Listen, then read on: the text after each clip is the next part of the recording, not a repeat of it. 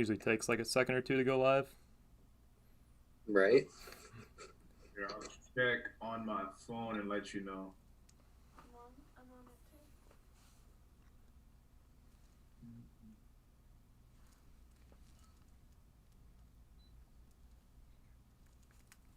too.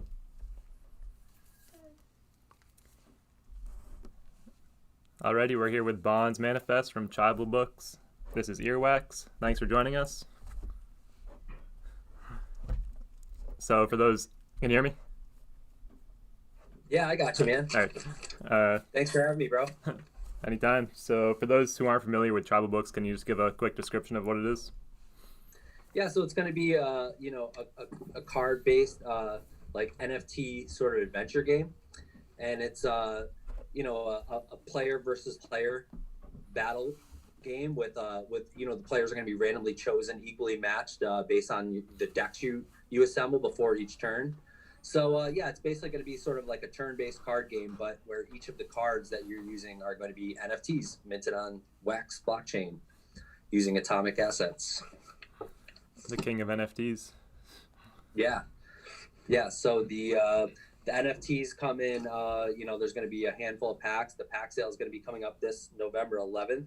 There's going to be 4 types of packs that are going to be available: a starter pack, a booster pack, a legendary pack, and then there's going to be packs of the books. So the whole game is basically kind of based around that you're going to have this some sort of tribe of book. And as you move around the map, you're going to collect spells, and those spells are going to be like added to your book. So it's going to be like experience points. So you're basically going to be like building up your character, and at the same time be adding value to this book that's also an NFT. So of the four packs that are for sale, one of the types of packs is the book. So of course, this will be like the Series 1 books. There's only going to be 1,500 minted. There'll never be any more Series 1. And basically you'll fill up these books with spells, which of course will be part of the game as well. So it's pretty involved. There's going to be a map where there'll be different directions that you could go, and they all sort of point to one of these ancient cities that also all are connected to one of these books. And so as you make your way through the map, you're basically gaining not only experience points, but you're gaining spells, which help you along as well. And as you build up your book, those books can also be sold on the marketplace, complete with all their spells. So it's kind of a cool aspect of getting this NFT and then kind of building it up and making it more valuable by adding these attributes to it that could be used in the game.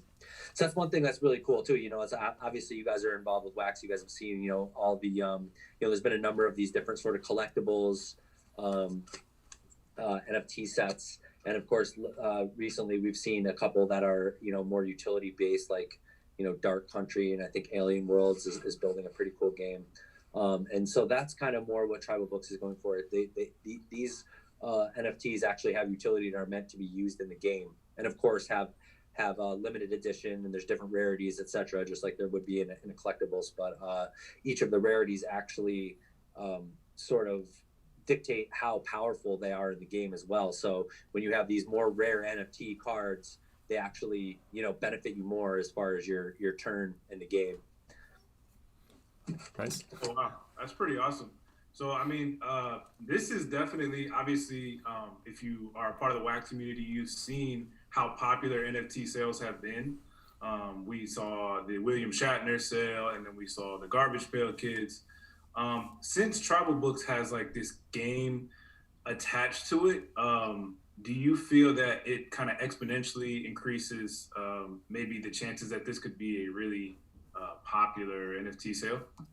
No, I totally do. I think that, providing utility with the NFTs, and it really comes down to if you think that if the game will be successful, and as you've seen with some of these, in real life sort of card games, Magic the Gathering, and some of these games that have, tournaments in real life that get really popular, So, and I have a lot of faith in the team. So the team that developed the game, I should have started out with this, but the team behind the game is the WeCan blockchain games development team, and so it's the same team that produced Prospectors, which was one of the the earliest games to be on EOS, and it was the first ever fully on-chain game.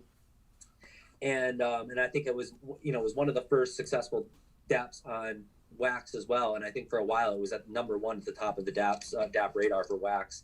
And so the team has a lot of experience with making a game. And if you don't know about prospectors, it's fairly complex with an entire like in-game economy. And so there's a lot of balance that has to be achieved.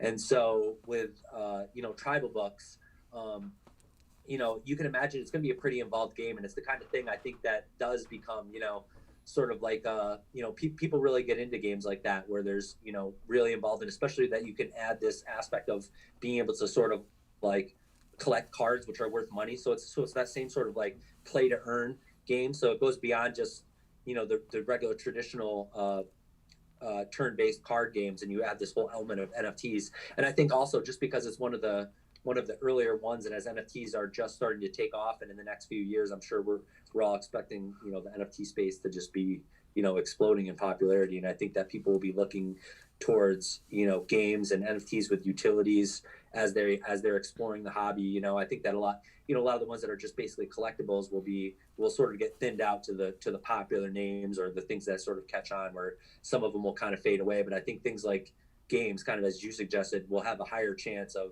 really, holding its value, especially if there's a lot of players in the game, and, the game starts to evolve, and, then they come out with a series 2 and a series 3. And as more and more players, come into the game, I think it only makes sense too that the original series 1 cards and books will of course be, just like with all those other games, they're going to increase in value, For sure. So I'm going to backtrack a little bit. Was there anything specific about Wax that made you choose Wax?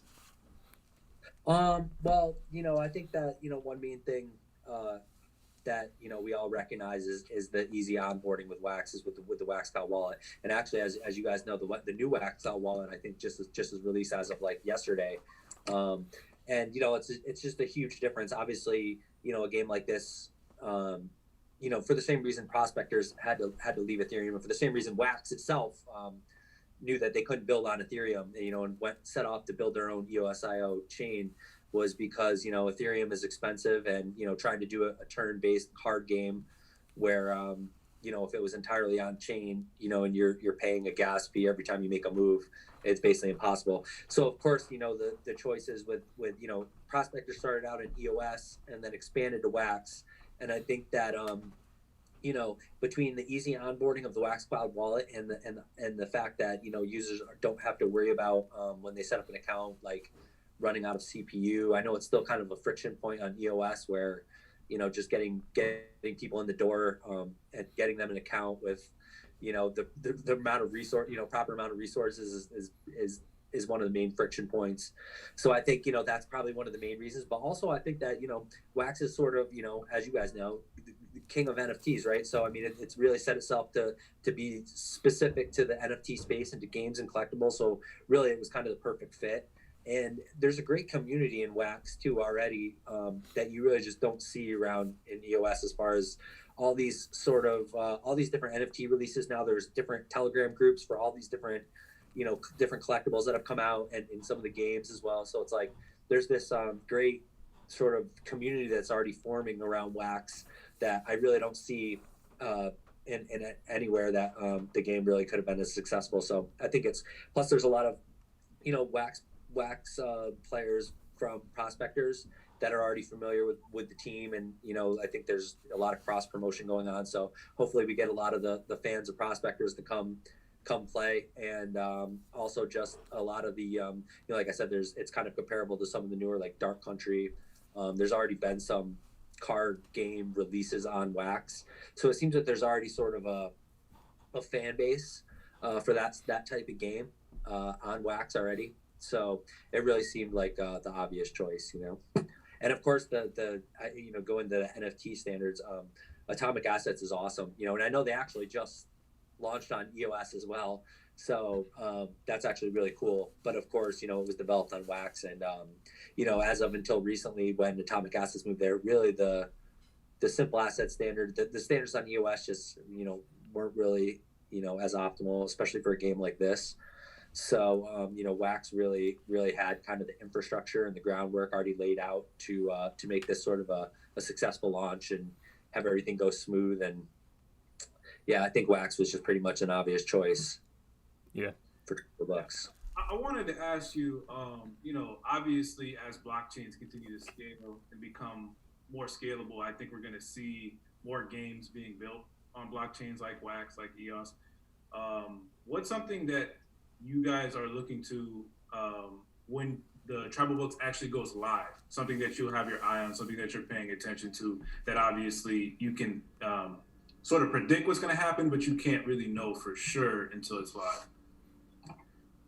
Well, I think that just kind of looking forward, knowing what we already know with the games that have started to build on USIO, and I'm sure you guys have seen the new game Blankos, which is launching, and of course they're using an USIO chain as well. So to me, it's kind of like that's been a couple of years in the making, so kind of like it's been, the writing's kind of on the wall. If you want to build a real deal game that can scale. It seems that USIO is kind of the one of the only choices really. So seeing that and seeing the direction that it's going, really gives the team faith that this game could scale huge and the infrastructure would support it. Which would be difficult to say and using another blockchain, but. I think again, just Wax is perfect for NFTs and for gaming, and of course the infrastructure as far as the marketplaces, I think will are set up perfect for this exact kind of thing, trading NFTs, playing a game, being able to swap out NFTs and trade and buy and sell and build up your character and be able to sell your books.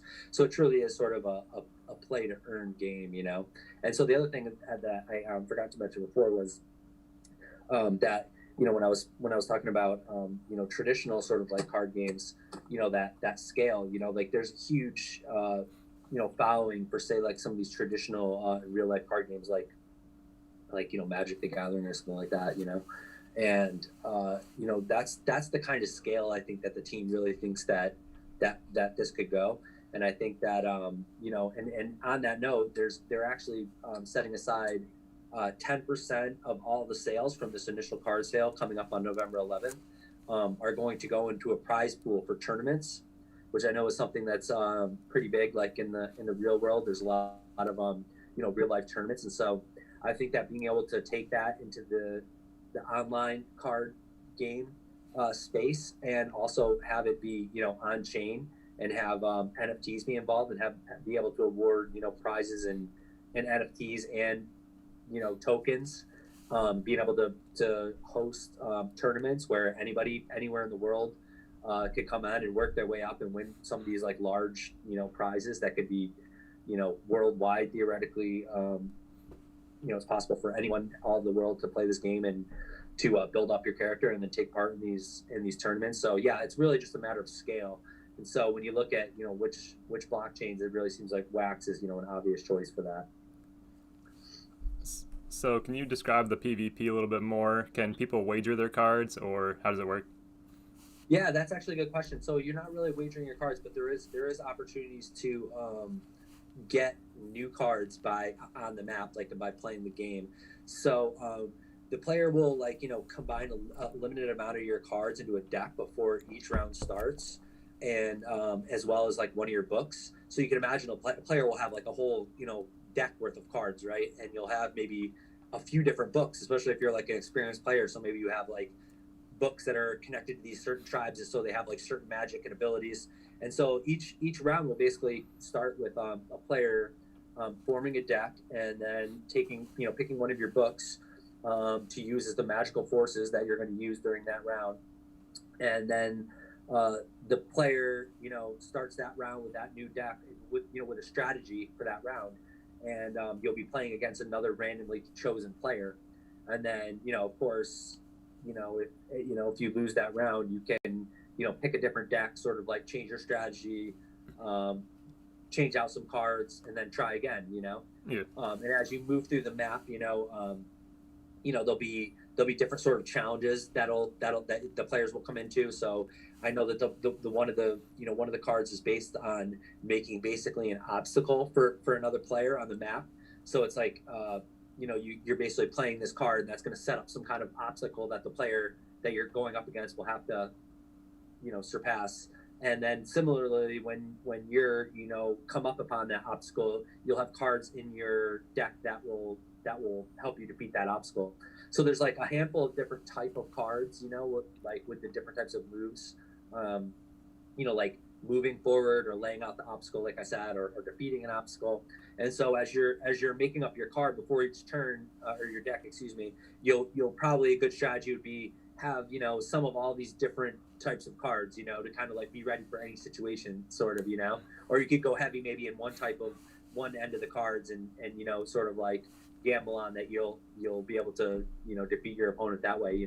So yeah, it's pretty involved as far as the type of strategies are concerned. And the cards will have several different elements to them as well. So there's a whole aspect of the power that a card will have using which element, earth, wind, fire, water.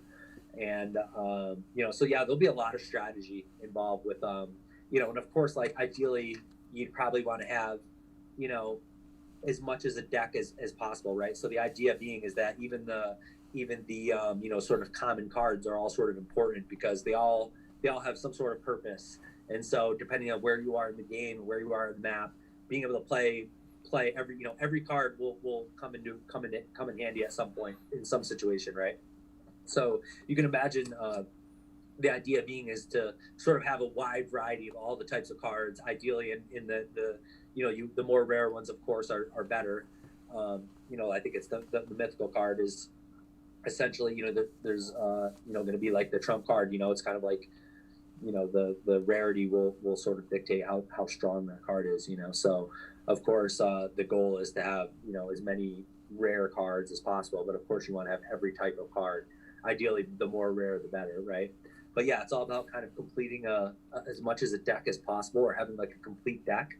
And then of course, even if you have a complete deck, you can still be trying to like level up your deck, because say you have a card that's a common, you could sell that card and buy that same card, but in a more rare variety. So now your deck is still leveling up. So ideally, you want your deck to be as rare as possible and to have as many of the different cards as possible to be able to give you the best chance to sort of navigate the map and defeat whoever you're playing against. So another aspect of that, just to kind of add on to that, after every battle, the winner receives knowledge. So it's kind of like experience points, you would think of it as. So that knowledge is like what helps you like study the book. So that's what like opens the new magical forces. So as you like move around the map, you're like collecting these like magical forces that you have to like learn to be able to read those spells. So as you play the game more and more, you get, of course, more experience points. The more battles you win, you're getting more knowledge. And then when you get to these, as you're acquiring these magical forces, you have enough knowledge to be able to read those spells, and that's how you sort of build up your magic book. Which, of course, the more forces that are open, the more valuable the book becomes.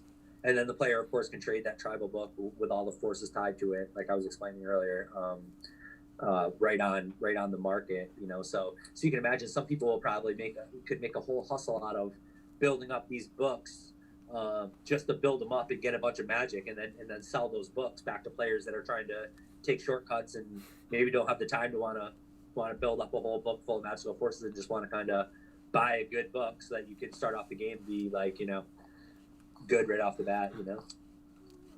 But of course the game is free to play too, so it's like people shouldn't think that they have to buy some book with or spend a bunch of money in order to be good at the game. It's kind of like Prospectors, where you could play the game and start off with basically nothing. All the players will actually get a free deck of cards. There's kind of like a set that for a free player, you can just start off with some cards. And so theoretically, just by kind of grinding it out with those free cards, you can be leveling up and gaining experience points, and then continue to you win some battles, and you're getting more cards, and so you can kind of build up your character just from from the free set of cards theoretically, you know. So Yeah. of course, you know, by buying some cards and having you know some rare cards and some higher up, you know, rarity cards, you'll probably have a little bit of an easier start. Similar to prospectors, you could, you know, spend some money to get yourself some tools and whatever, and kind of give yourself sort of a head start in the game. But of course, it is possible to start as a free player and sort of build up from there, and then acquire a deck of cards and acquire, you know, spells for your, you know, build up your book and sort of be like a powerful player, essentially starting from nothing, you know. Yeah. Did you want to ask something, Cody? Yeah, no, I did. I wanted to ask, as far as the exchange goes, obviously we're dealing with NFTs, so you can go to Atomic Hub and you can exchange anything you want. Will there be like an in-game exchange? No, I don't think that's part of the plan right now. I think it'll just use the Atomic Hub. I think will be the initial exchange that the NFTs will be traded on, and of course that there could be though I'm sure there'll be more added. But yeah, the idea of an in-game marketplace is interesting. I'm not sure if that's like on the roadmap somewhere or not. I know that that's sort of where a lot of these games, you know, like I think Blanco's like is another example of where they kind of run on a separate chain, so they'll have their own sort of in-game marketplace. So yeah, that's an interesting question, and I'm sure, you know, in the future it's possible, you know, and that would be kind of cool to not have to leave the you know, the game itself to actually be able to trade NFTs and stuff. But yeah, I think at this point, I think the main exchange will probably be Atomic Hub from the start, you know. But of course, there's you know, I think it's an atomic asset standard, so I think any of the exchanges that you know, accept atomic assets, I believe they'll be listed on as well, you know. Right. Yeah, that's definitely a pretty interesting concept, honestly. I think Atomic Hub standard, like you said, atomic assets is going to gain popularity. So I could see a future where all the games just decide to port in and it's in game at the same time, so you don't have to click around and do all the extra stuff. I wanted to talk about DeFi on Wax, and what's your opinion of DeFi on Wax? If you're talking about, you know, how it relates to the new token model, I think it's a good idea. I know obviously that's been the plan for a long time, to be able to essentially offer part of that fee as a rebate to token holders. We've known about this since the spring, that was sort of coming as soon as that first launch happened. We knew that part of that fee was actually being set aside in a fund. So I've been excited about it the whole time. I guess my personal opinion is that the fact that it involves, you know, that it's involving going back to Ethereum is a little bit of a sort of a double-edged sword. I think that I would say that because obviously it could have all been done totally on Wax. They could just distribute those funds back to Wax P holders. I think part of the reason is because they, you know, as we all saw in the interview with William Quigley, that, you know, the Ethereum is obviously where the liquidity is. Obviously, it's an effort to you know, get more attention on Wax and sort of hopefully get more liquidity. And I think that's the one thing that I'm kind of excited about, is the fact that since everyone will sort of gravitate towards Uniswap, it's kind of like, and of course, because Uniswap actually, you know, incentivizes people to provide liquidity, I think that'll solve one of the main sort of friction points that there's been on Wax, sort of probably forever, pretty much since they switched to Wax P. There's been problems with people being able to actually buy like a lot of Wax at once. There's just not really any, you know, the one exchange. I think that's the best, I guess, Bittrex.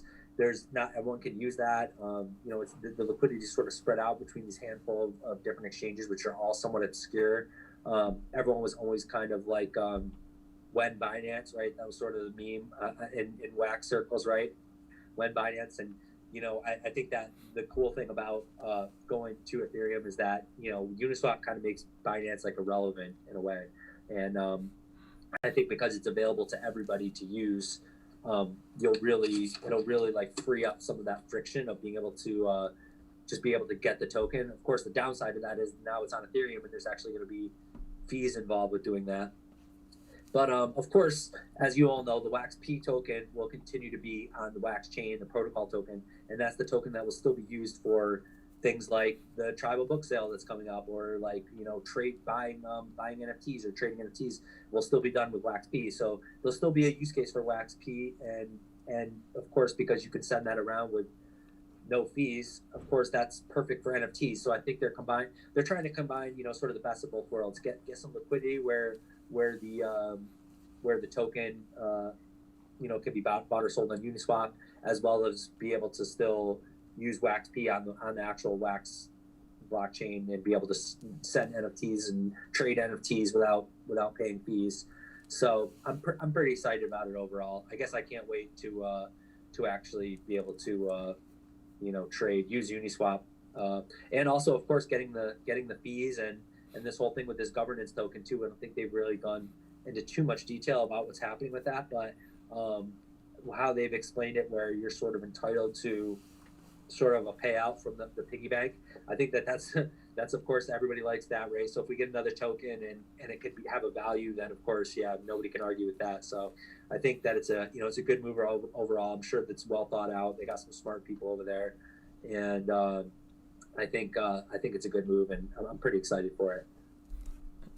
Going back to tribal books real quick, if you had one main goal that you're trying to accomplish, is it like longevity or the sale, or can you name one? Yeah, I mean, I would say build a game that lasts. You know, it's not meant to be. You know, it's not like that it's some quick game that's like, you know, trying to, you know, flash in the pan with a simple sort of game that just, you know, sell some cards. I think that the idea being is that they will continue adding to the map and continue adding to the game to make it more complex. So I think they're really shooting for sort of they're playing the long game. I think that they're really you know, not trying to go the simple route, and they're really trying to make a good game, which is why they're really spending a lot of time working on the balance with the cards and making sure that they all have a purpose and that the purposes all sort of balance out.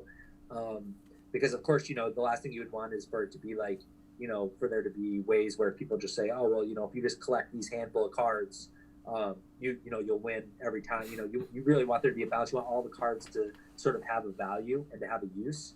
And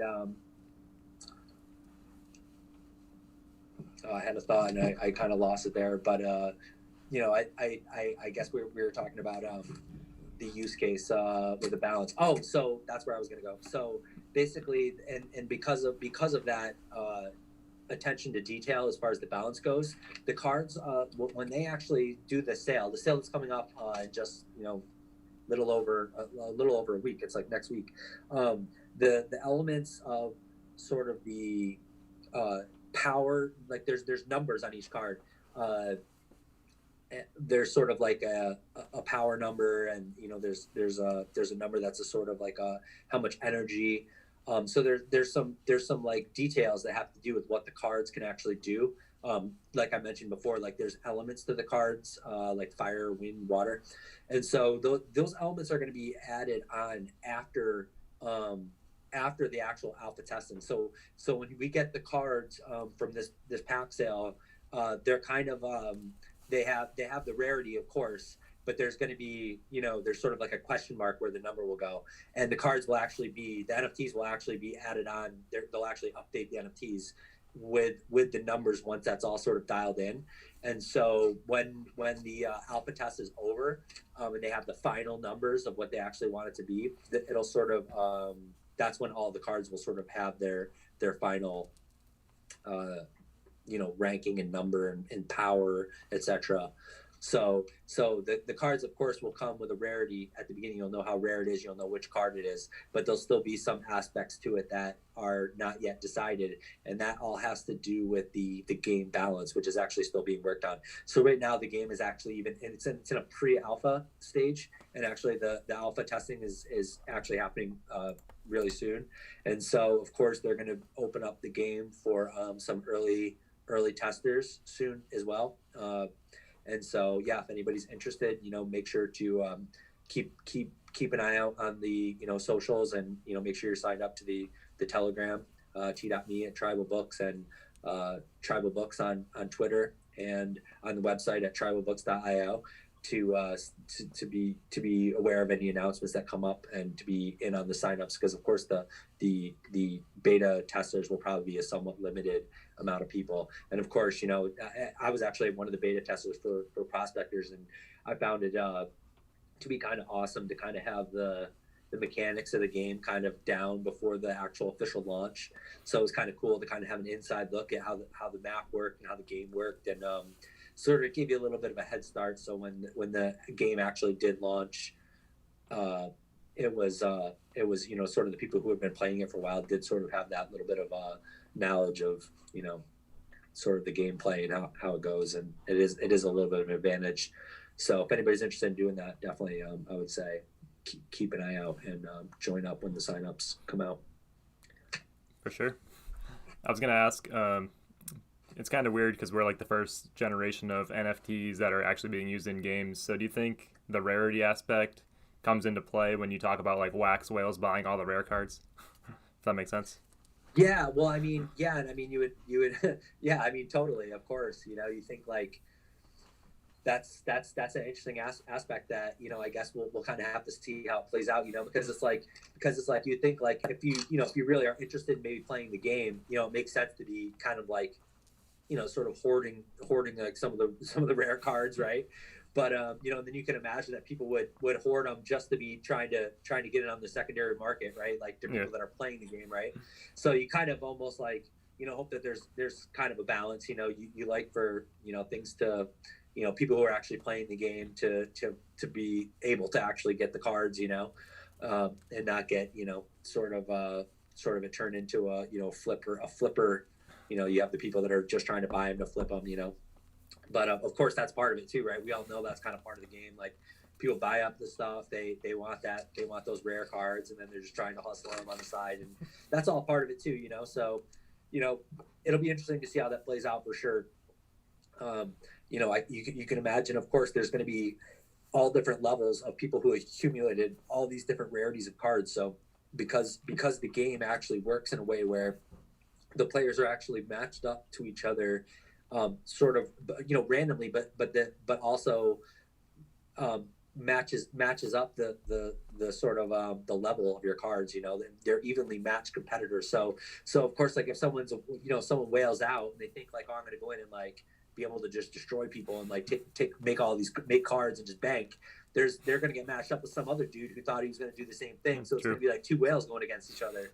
So it's like the game's going to kind of like take some of that into consideration, and it's not going to be where if someone just spends a bunch of money can go in and just like catch wreck and just like be the master of the whole game. They're going to still have to play against other players who thought they were going to do the same thing. Which is kind of cool. That's interesting how much really goes into like making the game balanced, making the game fair, game mechanics. One thing I did want to ask is like, obviously this is all decentralized, right? And obviously you guys are going to go through the pre-alpha phase. Changes are going to have to be made to make the game more balanced. Do you see maybe a possible scenario where, because I know in competitive gaming, stuff like Street Fighter, Smash Bros, they end up making the game and they find out in the competitive games that some characters are overpowered and they have to nuke them. Do you think there could be, since this is all open source, like a scenario where somebody keeps running the old version of the game and they just prefer it and they keep a community playing old versions? Yeah, I mean, as far as that goes, I don't think the game itself isn't open source, so it lives on their servers. There's going to be a map, and I think that's exactly what this sort of alpha phase is about, and why they didn't just sort of rush to keep the original sort of numbers that are on the cards, because they want to be able to make sure that the balance is achieved. And of course, as they continue to, because of course when the game actually launches, it will be, the basic version. Of course, there's like sort of a roadmap, and of course that roadmap dictates that there's going to be continuous updates happening. So, of course, like I said too about like the alpha and the beta, that's where all this initial sort of balance will come into play, and where most of that stuff will sort of get hashed out. And that's why, again, they didn't rush to get the actual like power numbers on the cards and the elements. They're going to leave that until it's really been sort of hashed out within the alpha, and then by the time it's in beta, they'll probably have a pretty good idea, and probably any more adjustments that really need to be made will probably be updated before the game actually goes live. And then of course, like just like you said, there's always something that needs to be continuously upgraded. It's just like with prospectors, right? So they launched the game, and they then we knew that eventually we'd get the railroad, and we would get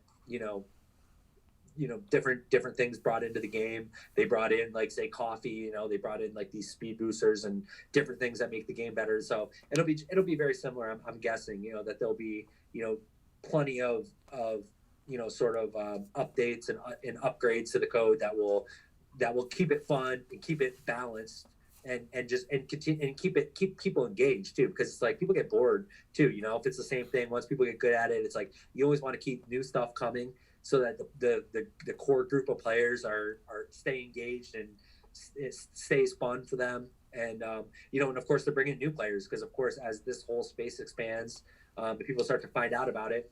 You don't want the new people coming in to feel like, oh, I can't figure this out. It's like so advanced. There's so much stuff going on. You want to keep it simple enough that a new player can come in and get some cards of whatever series happens to be going, and still feel like they have a chance to compete in the tournaments and to be able to, again, it's a play to earn game. So like people want to feel like they can play and that they have a chance to actually be able to like come up with some NFTs and like be able to build up their book and be like making money. For sure. Sweet. Totally. I can't wait to play, honestly. I'm excited just hearing you talk about it. Right on, man. So we only have 3 minutes, unfortunately. If you want to shout out your Twitter or the date of the launch again real quick. Right on, man. Well, again, guys, thanks for having me on. This was a blast. That actually went really fast. We just kind of went right through that. So yeah, of course, the sale is November 11th. The packs will be for sale in wax, so make sure you have a wax account with some wax P tokens in there for the date. It's going to be at noon Eastern Standard Time on November the 11th, and visit the house at tribalbooks.io, and on Twitter is tribalbooks, and t.me tribalbooks on Telegram. Right now we have a contest going on actually, so people can make some free cards. So go to the website and check that out if anybody's interested in starting to stack some cards before the game starts. Sounds good. Thanks for coming on. Appreciate it. Awesome, man. Thanks a lot, guys. Appreciate it. See you guys. Woo. Goes by fast. Job. Goes by pretty fast. I like having the time limit.